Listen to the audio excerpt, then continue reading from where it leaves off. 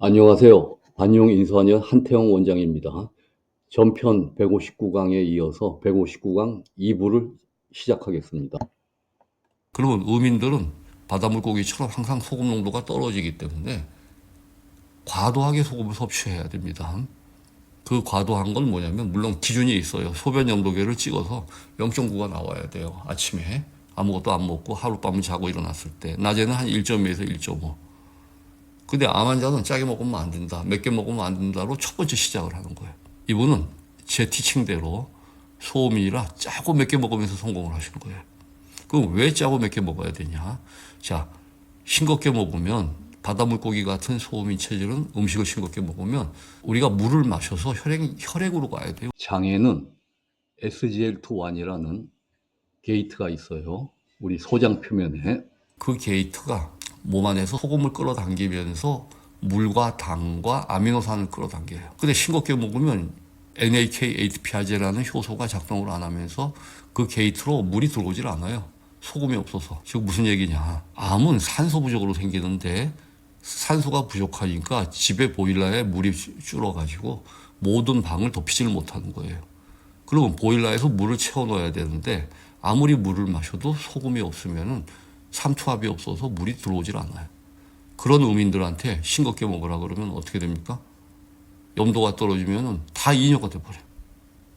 그럼 우선 혈액량이 주니까 산소 공급이 안 돼요. 이게 첫 번째 재발 원인이에요. 그 다음에 염도가 떨어지면은 우리가 장에서는 단백질 이제 재료인 아미노산을 흡수를 하죠. 또 한 가지는 지방도 흡수가 됩니다. 근데 장에서 지방과 아미노산을 선택하는 기준이 뭐냐? 소금 염도예요. 염도가 높으면 아미노산이 들어오고 염도가 낮으면 지방이 들어와요. 근데 요새 아주 잘못된 게 뭐냐면은 맘카페에서 3살까지는 소금 먹이지 말라요. 그 엄마들이 아이를 데리고 오는데 머리털이 별로 없어. 제가 얘기해요. 엄마 무염식 시켰죠? 그러면 예 맞습니다. 왜 그랬어요? 맘카페에 가니까 그렇게 써 있던데요. 또 선생님들이 염도 있는 거 먹이면 아이들은 3살까지 안 된다고요. 염분을 안 먹이니까 아미노산이 안 들어오니까 머리털이 자라질 않는 거예요. 굉장한 실수입니다. 체질에 대한 개념을 안 갖고 있기 때문에 그런 거예요. 마찬가지로 암 환자가 소금을 안 먹으면 몸에 필요한 영양소인 단백질을 만드는 탄수화물도 물도 당분도 들어오질 않고 어떻게 돼요? 혈액량도 줄고 몸을 정상적으로 쓸 수 있는 에너지원도 없어져 버려요. 이게 맨날 힘이 드는 거예요. 거기다가 소금 농도가 낮으니까 기름기가 들어오거든요. 자, 그 얘기는 비유를 하면은 우리가 돼지는 90%가 기름이라고, 이건 가정입니다. 지방이 많으니까 90%가 기름이라고 치고 10%가 단백질이라고 우리가 얘기할 수 있어요. 소나 닭은 이게 활동적이고 움직이기 때문에 90%가 단백질이고 10%가 지방이다. 소도 마블이 있죠. 근데 돼지고기도 소금에 찍어서 짜게 먹으면 돼지에 있는 10%의 근육이 들어오는 거고 아미노산이. 소도 싱겁게 먹으면 어떻게 돼요? 소에 있는 10%의 마블 지방이 들어오는 거예요. 그러면 피 속에 이 지방이 들어오면 암의 두 축은 하나는 산소고 산소 부족, 하나는 물 부족이에요. 또 한 가지는 지방 과다. 산소 부족은 운동 부족도 있지만은 산소를 실어나는 혈액 부족이고 또 한 가지는 지방 과다. 두 가지가 겸할 때만 암이 생겨요. 산소가 부족하면 그냥 저혈압에 어지러움증 이런 게 오지 꼭 암이 오진 않아요. 또 지방이 과다되면은 콜레스테롤로 혈관 질환이 오고 비만이 오지 꼭 암이 오진 않아요. 근데 산소 부족과 지방 과다가 같이 오면 암이 발생하는데 왜 그러냐? 지방은 우리가 고기 사오면 어디다 보관합니까? 냉장고에 보관하죠? 냉장고 없던 시절에는 소금에 절였어요.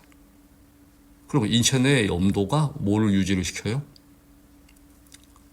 즉 체내에 어느 정도 염도가 유지가 돼야만 피 속을 떠도는 지질들이 썩지를 않는다는 거예요. 근데 피를 타고 이 지질들이 세포에 들어가는데 염도가 낮으면 거기서 염증 반응을 일으켜요. 그게 뭐냐면 뉴트로필이라는 겁니다. 그래서 암 환자들이 항상 뉴트로필하고 림포사이트를 신경을 써야 돼요. 림포사이트는 아군, 뉴트로필은 적군이에요. 그럼 우리가 이 뉴트로필은 처음에는 염증 반응이라고 생각을 했어요. 어떤 나쁜 물질을 죽이고 세균 같은 거를 죽여버리는 염증 반응이라고 생각했는데 최근 연구는 뉴트로필이 암의 마이크로 엔바이로먼트다. 미세 환경이다. 뉴트로필이 높아지면 암이 발생하더라. 미세 환경이라 이런 이제 논문이 네이처 사이언스에 실리는 거예요. 자, 그러면 암이 왜 어떻게 생겨요?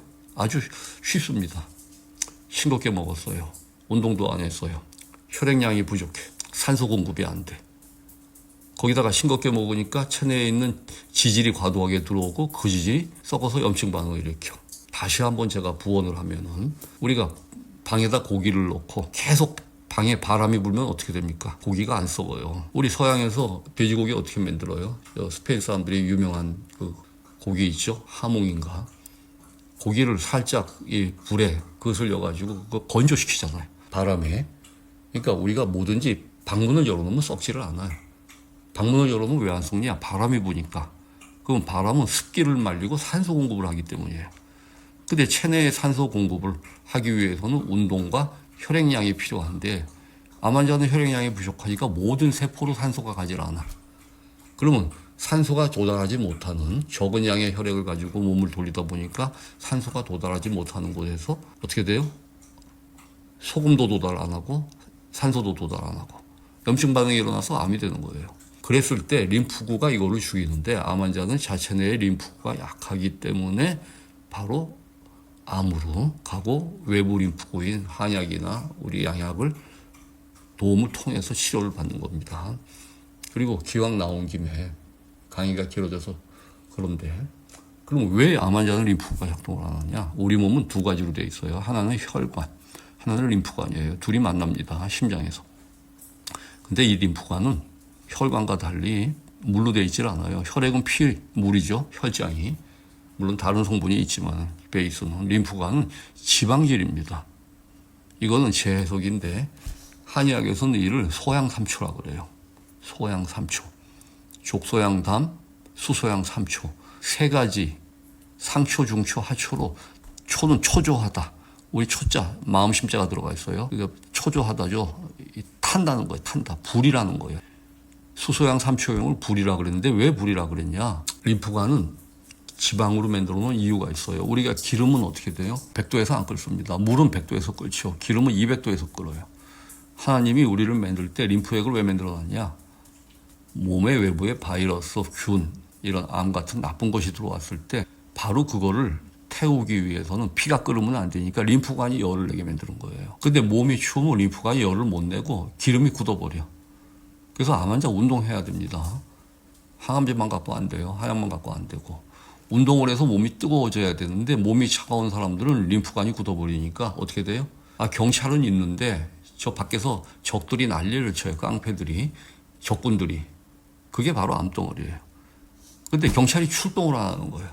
왜 출동을 안 해요? 추워서, 동안복이 없어서. 그래서 림프를 덮이는 거는 첫 번째는 운동이지만 두 번째는 돌멩이 심질이에요. 원적외선. 근데 이 원적외선은 제가 전기로 하는 거에 대해서는 별로 권하지 않습니다. 전자파 문제도 있지만은 최근에 그런 사례가 한 분 있어가지고 좋은 전열기로 쓰는 원적외선을 샀는데 이분이 깨끗이 없어졌던 암이 갑자기 폭발적으로 해가지고 그 말기 췌장암으로 2년 동안 정말 행복하게 살았어요.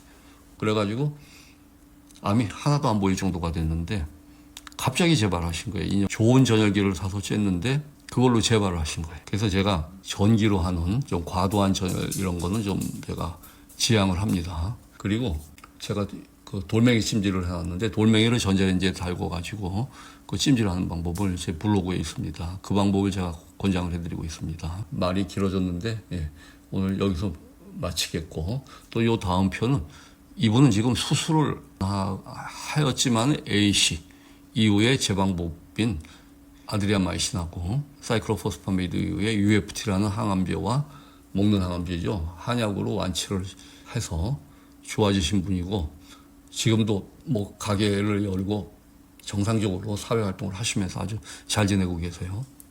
근데 다음 시간에는 또 수술을 전혀 안 한 소음인 A씨만 하고 그대로 UFT로 수술을 안 한 소음인에 관한 또 케이스도 한번 보여드리겠고 태음인이 표준 토크를 무시하고 텍솔하고 타목시펜으로 또 성공한 케이스들이 굉장히 여럿이 있어서 한번 소개를 해드려 보겠습니다. 경청해 주셔서 감사합니다.